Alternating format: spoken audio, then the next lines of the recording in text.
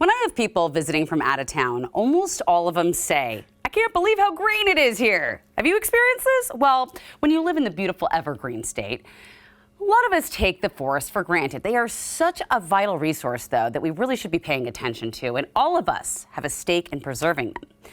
My next guest co-authored a book to help us do just that. It's called A Forest of Your Own, the Pacific Northwest Handbook of Ecological Forestry. And I want to welcome the author right now to New Day, Seth Zuckerman. Thank you for being here. Thanks for having me. So let's talk about ecological forestry. What is that, layman's terms? So it's in between the mow it all down and lock it all up school of thought. Okay. Right, where the forest can provide us with some timber, but a lot of other things too, water, recreation, carbon storage, and so we have to think about all those elements and not just focus on the industrial parts. It's true, because I think a lot of folks, actually even growing up, we always heard forestry is bad, cutting down trees is bad. It's not, though. No, not inherently. It's all about how you do it and how you take care of the forest for future generations. Right, because you need to tend to it. You need to help it, especially when so many different things are happening.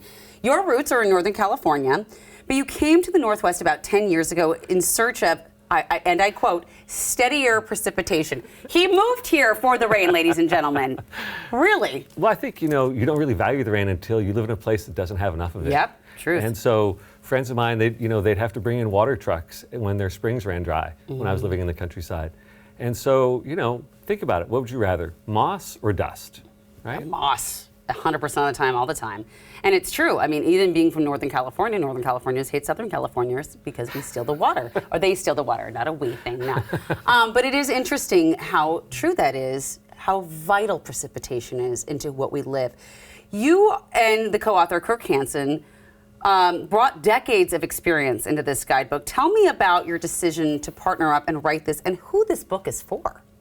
So Kirk and I have been working together for 7 years at the Northwest Natural Resource Group.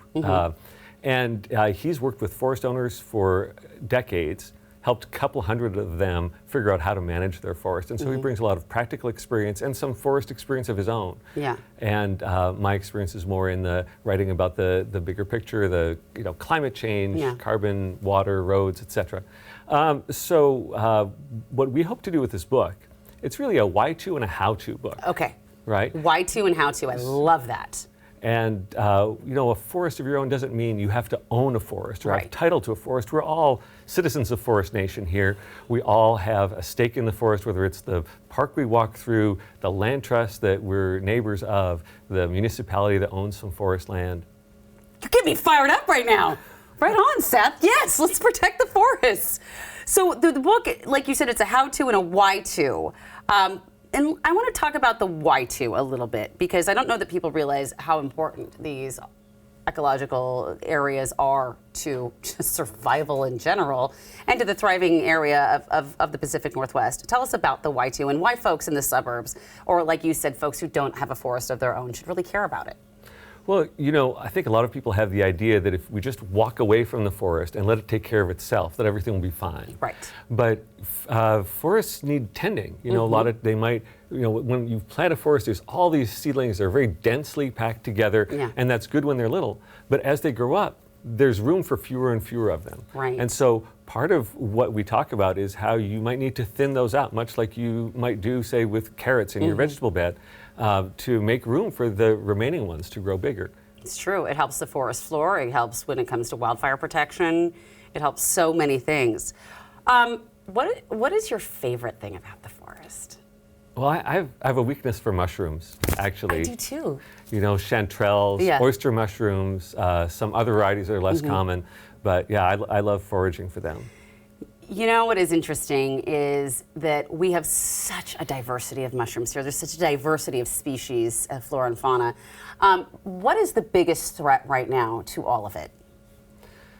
That's a really great question. Well, I think in the long term, probably climate change and the way we need to adapt our ways of thinking about the forest to the fact that the climate is changing. And I would say really understanding how we need to be better custodians of it. That the forest lasts for centuries and far longer than a human lifespan. Far longer than we do. Right, and so we have to think about ourselves as just the temporary stewards of that forest and ask ourselves, what's the forest that we leave? Not what can we take from the forest, but what do we leave behind after whatever last management action we do, whether it's removing invasive species or making the forest more fire safe, any of those actions.